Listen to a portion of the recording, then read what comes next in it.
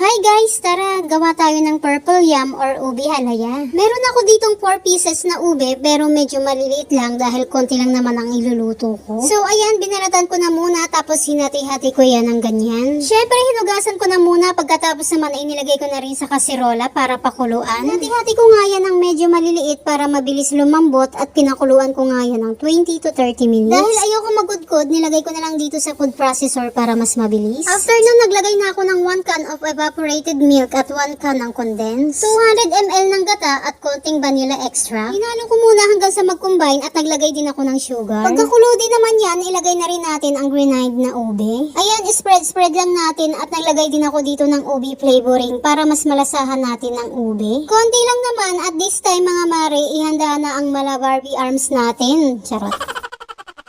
Dahil wala tayo ditong gagawin kundi humalo ng humalo hanggang sa maging ganyan na ang textures niya. Kapag